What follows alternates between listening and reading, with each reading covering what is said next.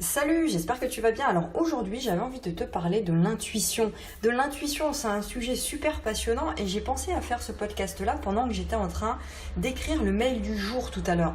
Je parlais des convictions, des croyances limitantes et je me suis dit, mais par le passé, j'avais énormément de croyances limitantes. Bon, j'en ai quand même, on en a tous à un moment donné, mais j'avais des telles croyances, des telles peurs, un tel manque de confiance en moi et je me suis dit que malgré ça, j'ai suivi un chemin différent. J'ai suivi un chemin que la plupart des gens ne suivent pas, si tu veux. Et je me suis demandé, mais est-ce que les gens qui ont de l'ambition, qui ont une forte ambition, qui veulent faire des grandes choses, est-ce que c'est des gens qui ont moins de croyances limitantes que d'autres ou pas?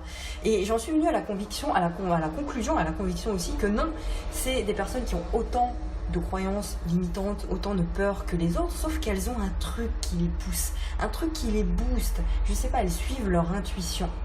Elles suivent leur intuition. Est-ce que c'est quelque chose que tu cultives, que tu te muscles au fil du temps? Je pense que oui. Mais est-ce qu'il n'y a pas une part d'inné? C'est des choses que je me suis toujours posées comme question là-dedans. Est-ce qu'il n'y a pas des gens qui ont cette capacité, plus que d'autres, tu vois, de suivre ce qui les booste, de suivre leur intuition, de prendre des décisions qui sont plus alignées, tu vois? Je sais pas, peut-être pas. Enfin, si tu as une réponse à ça, tu peux me donner ça dans les commentaires. Mais en tout cas, voilà, j'avais envie de te parler de l'intuition parce que je suis persuadée que c'est quelque chose qui m'a permis d'en être là où j'en suis aujourd'hui.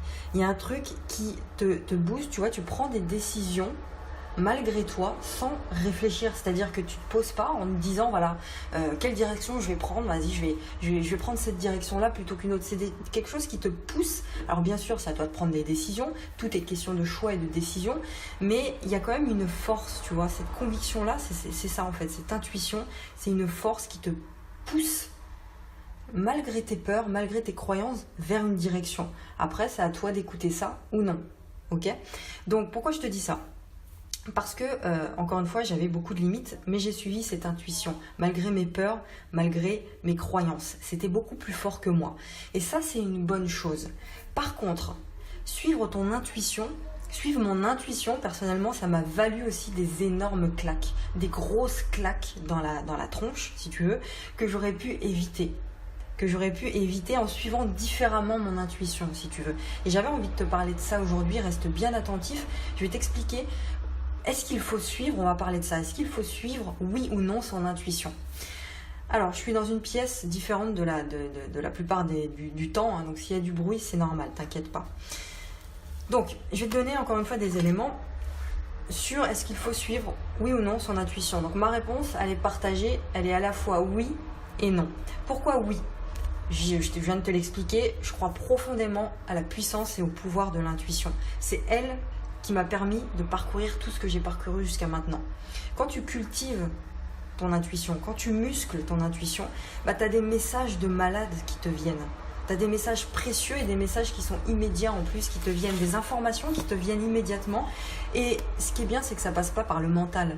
Et c'est ça qu'il faut que tu comprennes, c'est que quand tu suis ton intuition, quand tu suis cette petite voix, cette petite force qui te pousse vers l'avant, ça traverse les couches de conditionnement. Ça passe pas par le mental, ça passe pas par tous les filtres de croyances, tu sais, tes blessures, le passé et tout.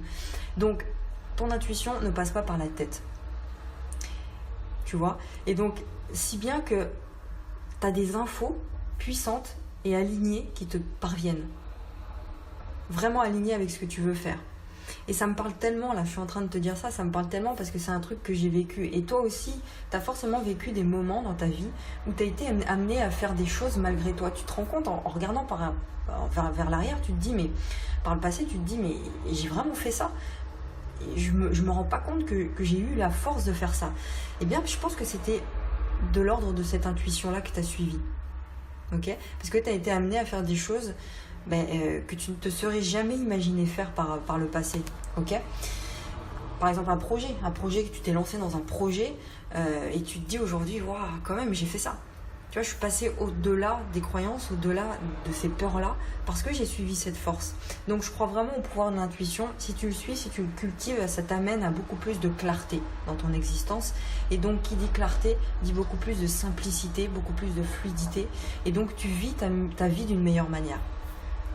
Mais en même temps, et c'est là que je vais venir au côté un peu au côté non de la question faut-il suivre son intuition, en même temps, il faut faire attention à ça. Tu vois, surtout au début. Pourquoi ? Donc au début, on a du mal à savoir si les informations qu'on reçoit, c'est de l'ordre de notre mental ou si est-ce que c'est de l'ordre de notre intuition. On ne sait pas trop, tu vois, c'est un petit peu déroutant au début. On est là, on croit que c'est notre intuition, on cultive un petit peu ça, mais au final, c'est notre mental, ça vient du mental. Et bien, quand tu suis ça, ça peut t'emmener dans un mur, en pensant que c'est ton intuition. Tu comprends ? Ça, c'était le premier point. Le deuxième point, c'est celui-là. Personnellement, c'est le point que j'ai vécu. C'est que ton intuition, il va te donner des informations, il va te donner une direction. Et puis, en général, il n'y a pas le comment avec. Il n'y a pas le comment, il n'y a pas le temps. Par exemple, tu es dans un job alimentaire, tu es dans ton boulot, et puis tu sais, au fond de toi, ton intuition te dit de quitter ton patron. Ton intuition te fait comprendre que c'est pas ta place, que tu n'es pas faite pour ça ou que tu n'es pas fait pour ça. Et qu'à l'inverse, il faudrait que tu montes ton projet du jour au lendemain comme ça. Ton intuition te dit ça, quitte ton patron et monte ton projet. Et quand tu reçois quand tu ressens ça, quand tu sens ça, à un moment donné, ça ne veut pas dire non plus de déposer ta lettre de démission demain matin à ton patron. Tu comprends ? Ça ne veut pas dire ça forcément. Elle ne te dit pas ça, ton intuition. Ton intuition, elle te dit que effectivement, tu es meilleur, tu as plus de talent si tu monte ton projet dans ce domaine-là plutôt que de rester dans ton job qui n'est pas ta place finalement. Donc ça ne veut pas dire que tu dois absolument suivre ton intuition sans aucun discernement.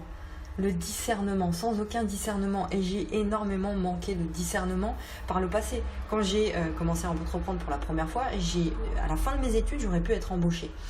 Et je ne l'ai pas fait. J'ai refusé d'être embauchée en tant que cadre, donc j'aurais pu être cadre et tout. Et en même temps, commencer à monter mon projet. Mais j'ai dit non à ça et je me suis tout de suite lancée dans mon projet. Donc ça m'a valu pas mal d'échecs, pas mal de difficultés, notamment de difficultés financières. Et donc je peux me dire que j'aurais pu avoir beaucoup plus de discernement, beaucoup plus de sagesse, on va dire, et monter tranquillement mon projet en même temps que mon boulot de cadre. J'aurais pu faire ça, j'aurais eu beaucoup plus de discernement à faire ça. Et donc, ça m'aurait valu beaucoup moins de difficultés, je pense. Mais en même temps, je me dis avec le recul que avoir fait ça, ça m'a permis d'être la personne que je suis aujourd'hui. Voilà, tout simplement. Donc, si tu veux, voilà. Mais, j'ai envie de te dire, si tu es face à des choix comme ça, à des décisions à prendre, fais preuve de discernement. Suis ton intuition, oui, mais ne quitte pas ton job comme ça du jour au lendemain si tu n'as aucune sécurité derrière ou si tu n'as aucun équilibre derrière, tu vois. Parce que si tu quittes ton patron maintenant, à un moment donné, si je reprends cet exemple-là, il y a des conséquences qui sont risquées, notamment financières. Donc oui, suivre ton intuition, mais pas forcément tout de suite. Tu vas prendre le temps d'utiliser ton côté plus rationnel pour construire le chemin.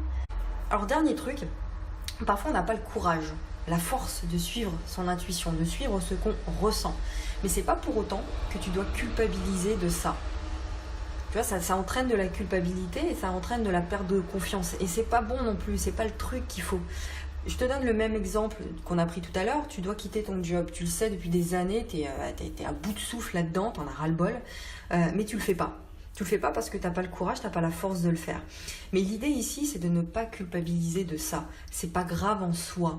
C'est-à-dire que c'est un processus. Il y a des moments où on n'a pas le courage, où on ne suit pas son intuition. Et c'est ok. Pour différentes excuses, on ne la suit pas, mais c'est ok. Tu dois aussi savoir te respecter dans ce processus-là. Tu dois t'accueillir. Quand tu n'es pas capable de poser l'action qu'il faut, c'est pas grave. Tu vois, tu le feras plus tard. Si là maintenant tu l'as pas fait, mais tu le feras plus tard. C'est un processus. Donc au lieu de te dire voilà, je suis une paumée, je suis un gros con parce que j'ai pas suivi ce que je dois faire. Non, il y a un temps divin pour tout. Il y a un temps pour chaque chose. Tu seras beaucoup plus mûr plus tard. Peut-être que tu n'es pas prêt encore, pas assez mûr, donc ça le sera plus tard. Tu vois ? Donc l'idée ici, c'est de pas culpabiliser de ça. Donc maintenant, pour terminer ce podcast, j'ai une question pour toi. Tu te poses, tu prends une feuille et tu te demandes ce que ton intuition maintenant te demande de faire. Quelle action est-ce qu'elle te demande de poser, ton intuition ? Qu'est-ce que tu ressens au fond de toi que tu dois faire ? Ok, quelle action ? Tu notes tout ça, tu peux aussi le mettre dans les commentaires, il n'y a pas de problème. Tu notes tout ça dans une feuille et puis tu y réfléchis, tu laisses mûrir tout ça et tu vois les actions que tu dois poser par rapport à tout ça. Voilà, j'espère que ça a pu t'aider ce podcast sur l'intuition et qu'il n'y a pas eu trop de bruit parce que là, il y a pas mal de bruit dans cette pièce-là. Je te dis à demain pour le prochain épisode. N'hésite pas à le partager si tu penses que ça peut aider d'autres personnes sur les réseaux sociaux. N'hésite pas à t'abonner aussi si c'est toujours pas fait. Et puis, je te fais un gros bisou. Je te retrouve demain pour le prochain épisode. Ciao, passe une bonne journée.